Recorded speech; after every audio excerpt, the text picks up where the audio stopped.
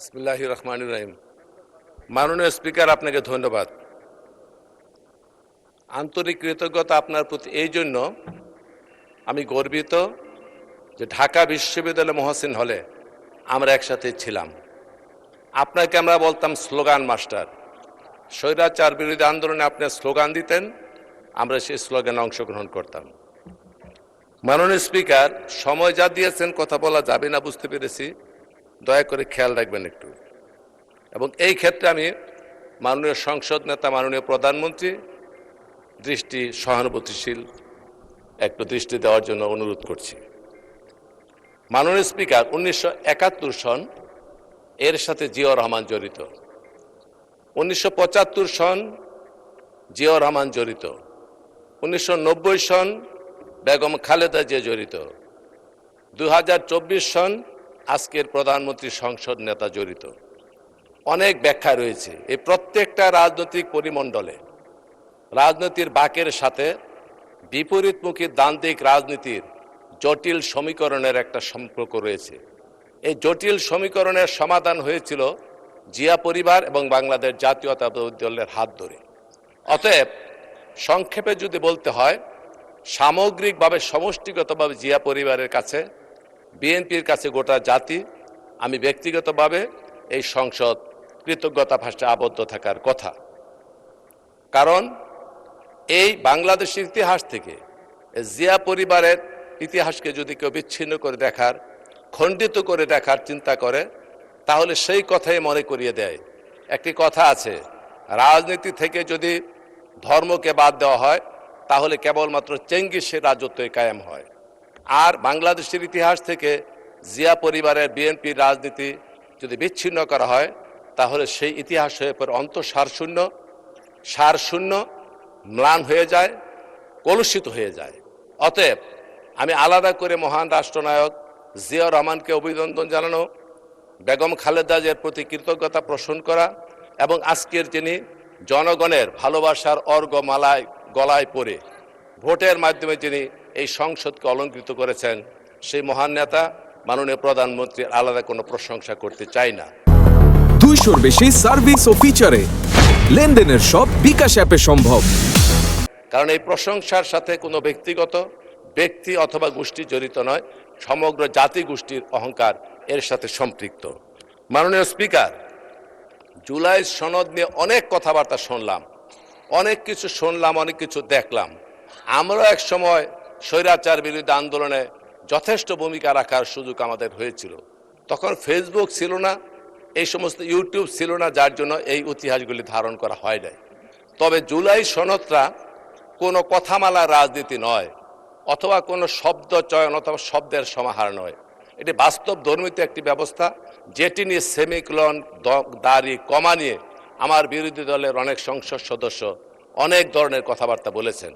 আর আমাদের এখান থেকে বলা হয়েছে জুলাই সনদের মধ্যে মানুষের স্বার্থ জড়িত, আকাঙ্ক্ষা জড়িত, রক্তের আখরে লেখা দাবি জড়িত।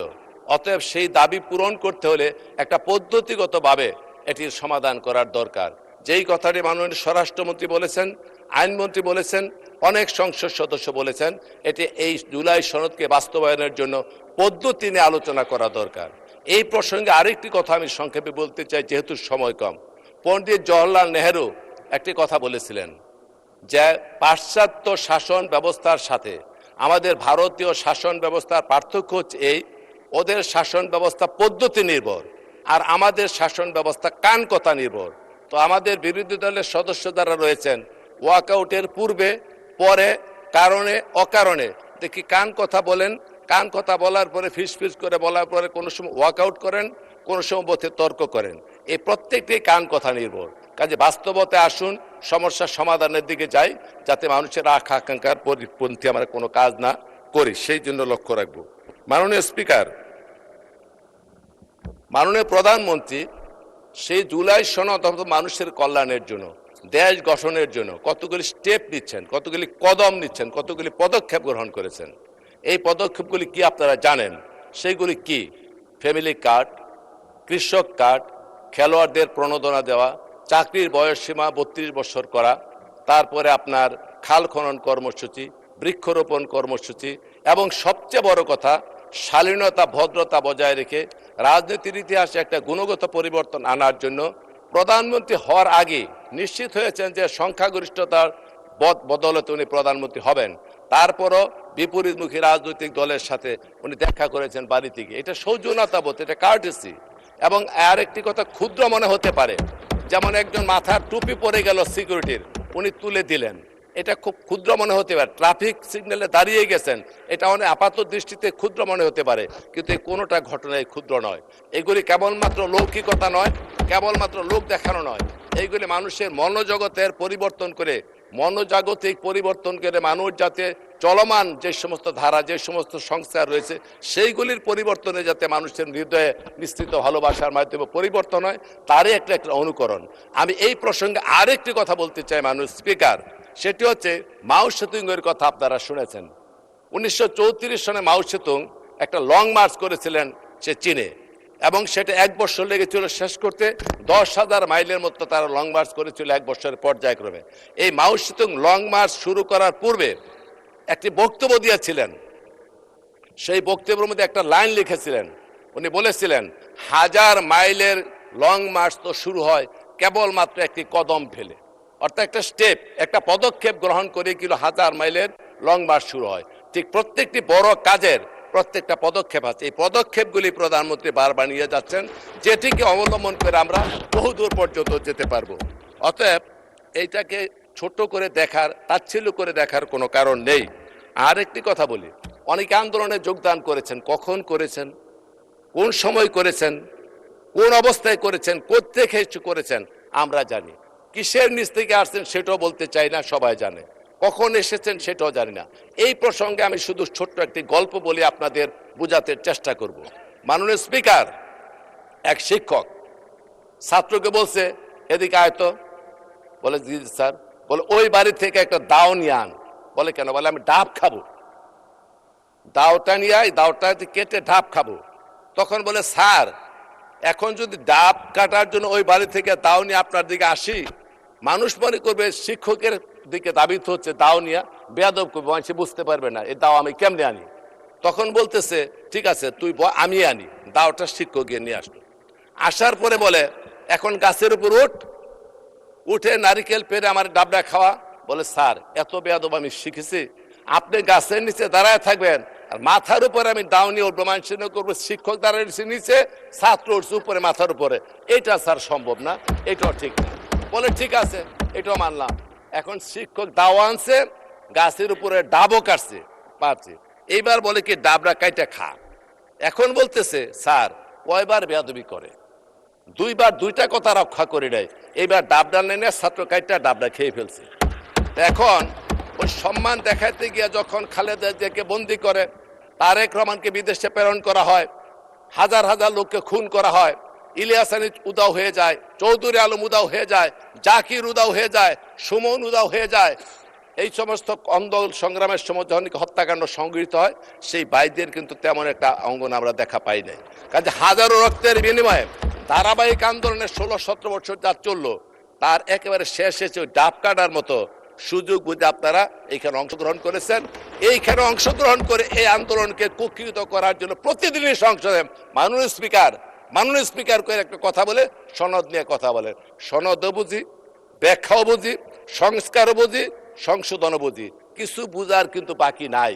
অতএব মানুষকে বুঝতে দেন, সঠিক পথে আসেন, ধারাবাহিকভাবে কর্মসূচি পালন করার চেষ্টা করি। শৈবাল দিগিরে বলে উচ্চ করে শের, লিখে রেখো এক বিন্দু দিলেম শিশির। আরে শিশিরের পাতা থেকে এক ফুটা ফালায়া দিগিরে বলে মনে রাখিস বেটা। অথচ পুরা শৈবালের অস্তিত্ব নির্ভর করতেছে গোটা পানির উপরে। অথচ তারা ওই শিশির বিন্দুর মতো সর্বশেষ যোগদান করে এখন বিভিন্ন চিৎকার করছেন। এগুলি করার দরকার নাই, ভালোভাবে আছেন, সুন্দর করে আছেন মাননীয় স্পিকার। উভয়ে মিলে এসে দেশকে গড়ে তুলতে চাই, সেই সহযোগিতা আপনাদের কাছে কামনা করি। হঠাৎ করে ওয়ার্কআউট, হঠাৎ করে এদিক এদিক তাকানো, কান কথা, এগুলি বাদ দিয়ে মানুষের কল্যাণে আমরা সকলে কাজ করতে চাই। মাননীয় স্পিকার, একটি কথা বলি কি, একটা প্রবাদ আছে যে দুটো জিনিস মানুষের শেখানো যায় না, এর একটি হচ্ছে সিঙ্গিং ভয়েস, আর একটি হচ্ছে ম্যানার, গানের সুর আর বিনয়, এই দুটি মানুষকে শেখানো যায় না, এটা ধারাবাহিকভাবে চলে। জি, 4 মিনিট সময় বৃদ্ধি করেন দয়া করে। মাননীয় সদস্য আরো 4 মিনিট পেলেন। আপনি দয়া করে একটু বাড়ান। 4 মিনিটে হবে না মাননীয় স্পিকার। ফজলুল হক মিলন বুঝতে হবে, ফজলুল হক মিলন। না, তা ঠিক আছে, আমরা উনি তো অনেক আগে থেকে চমৎকার বক্তব্য রাখেন, এই কারণে 4 মিনিট দেওয়া হলো। মাননীয় স্পিকার, আর একটি কথা বলি, এই সংসদ অত্যন্ত পবিত্র সংসদ, অনেক রক্তের বিনিময়ে গঠিত এই সংসদ, এটার সৌন্দর্য, মাহাত্ম্য, এটার আভিজাত্য অনেক বেশি। আমরা এইখানে বসে সবকিছু সমাধান করতে চাই। সেই প্রসঙ্গে তাজমহলের সৌন্দর্য দেখে ফার্সি কবি ওমর খৈয়াম বলেছিলেন, আগার ফিরদাউস বারুই জামিন হামিন আস্তত হামিন আস্তত হামিন আস্তত। পৃথিবীতে যদি কোথাও স্বর্গ থাকে তবে তা এখানে, তবে তা এখানে, তবে তা এখানে। আমিও বলি, মানুষের কল্যাণের জন্য, জাতির গঠনের জন্য, মানুষের আশা আকাঙ্ক্ষা পূরণের জন্য যদি সবচেয়ে সুন্দর জায়গা থাকে এই সংসদ, এই সংসদ, এই সংসদ। আমরা শত শহীদের রক্তের বিনিময়ে, আজকে আমাদের মা বোনের কান্নার বিনিময়ে দেশনেত্রী বেগম খালেদা জিয়া মাননীয় স্পিকার কারারুদ্ধ হয়েছেন, নির্যাতন ভোগ করেছেন, আপসের নেত্রী হয়েছেন, আজকে সবুজ চত্বরে চিরনিদ্রায় শায়িত। সেই নেত্রী আমাদের কাছে আশীর্বাদ রেখে গিয়েছেন। সেই নেত্রী এই দেশের জন্য, গণতন্ত্রের জন্য সংগ্রাম করেছেন, মানুষের কল্যাণের জন্য জীবন বিসর্জন দিয়েছেন। সবচেয়ে ধৈর্য ধারণ করে উনি সর্বশেষ বলেছেন ঐক্য এবং মানুষের কল্যাণের জন্য মিলেমিশে কাজ করার জন্য। অতএব এই সংসদকে আমরা যাতে কার্যকরী করি। মাননীয় স্পিকার, আপনার কথা আমি ভালো করে জানি। বিজয়ের যে পতাকা আমরা উড্ডীন করেছি সম্মিলিতভাবে পাহাড়ের চূড়ায়, বিজয়ের পতাকাটা পাহাড়ের চূড়ায় উঠে এটি অর্জিত হয় গিরিপথে, দুর্গম উপত্যকায়, উর্বী মুখর সাগর পাড়ি দিয়ে। অতএব এই সমস্ত প্রতিকূল অবস্থা এবং ত্যাগের বিনিময়ে উদ্ভাসিত হয়ে যে ঐক্য রচনা করেছি, যে ঐক্যের পিরামিড রচিত হয়েছে, কোনো ধরনের আক্রমণ, কোনো ধরনের সমালোচনা, কোনো ধরনের কান কথা, কোনো ধরনের সংকীর্ণ মানসিকতা নিয়ে যাতে কোনো বিষাক্ত তীর সেই ঐক্যের পিরামিডের মধ্যে আঘাত না করে, এই জন্য সকলের প্রতি আমি আহ্বান জানাবো। এইখানে যেমন বসে আছেন আমাদের সংসদ নেতা, উনি সংসদের অভিভাবক, ওইখানে বসে আছেন বিরোধী দলীয় নেতা, উনিও সংসদের অভিভাবক। সংখ্যাগরিষ্ঠতার সংখ্যালঘিষ্ঠতা নিয়ে আমরা কোনো বিচার করি নাই। এইখানে সংখ্যাগরিষ্ঠতা আছে, কিন্তু কর্তৃত্বের কোনো অহমিকা নাই, স্বৈরতান্ত্রিক মানসিকতার কোনো লেশ নাই। আপনারাও সংখ্যালঘিষ্ঠতা আছেন, কিন্তু কর্তব্যকে অবহেলা করার মতো কোনো সুযোগ নাই। অতএব আসুন এই সুন্দর সমৃদ্ধির মাধ্যমে এই সংসদকে আমরা শান্ত করি, এই সংসদের মাধ্যমে মানুষের কল্যাণ করি। এইটাই আমার বক্তব্য। আমার বক্তব্য বেশি বাড়াতে চাই না। আমি আপনাদের কাছে আবারও অনুমতি জানাবো, শত ত্যাগের বিনিময়ে উদ্ভাসিত এই সংসদ, এই সংসদের দিকে মানুষ চেয়ে আছে। অতএব হঠকারী কোনো সিদ্ধান্ত, আবার যাতে ফেসিবাদের কোনো পদধ্বনি শুনতে না পারি, কোনো ফাঁক ফুকর দিয়ে যাতে আবার স্বৈরাচারের গোপন দোসররা এইখানে প্রবেশ করতে না পারে, এই জন্য মহান দায়িত্ব এবং সততা নিষ্ঠা নিয়ে কাজ করতে হবে। আমাদের মাননীয় প্রধানমন্ত্রী যে উদাহরণগুলি স্থাপন করেছেন, আসুন তার সারথি হই। উনি শুরু করেছেন, এই পথকে যদি না কল্যাণকামী পথে চূড়ান্ত পর্যায়ে নিতে হয়, তাহলে সকলের সহযোগিতা প্রয়োজন। বিরোধিতার খাতির বিরোধিতা করলে কোনো লাভ হবে না। অতএব মানুষের হাসাহাসির পাত্র যাতে না হয়, সেই জন্য আমরা এদের কাজ করতে হবে। আসুন, যে মহান প্ল্যান নিয়ে উনি এসেছেন, শোনেন, যিনি কাঁথা সেলাই করেন তাকে বলা হয় কারিগর, আর যিনি কাঁথায় নকশা করেন তাকে বলা হয় শিল্পী। উনি প্ল্যান নিয়ে এসেছেন, মানসিক জগতে উনি প্ল্যান করে বিদেশ থেকে এসেছেন। সেই প্ল্যানের অংশ আজকে প্রত্যেকটা পদক্ষেপ নিয়ে কারিগর হিসেবে উপস্থিত হতে চাচ্ছেন। অতএব শিল্পী এবং কারিগর যখন একত্রিত হয়, কল্যাণকামী রাষ্ট্র প্রতিষ্ঠার জন্য কোনো ধরনের অসুবিধা হয়।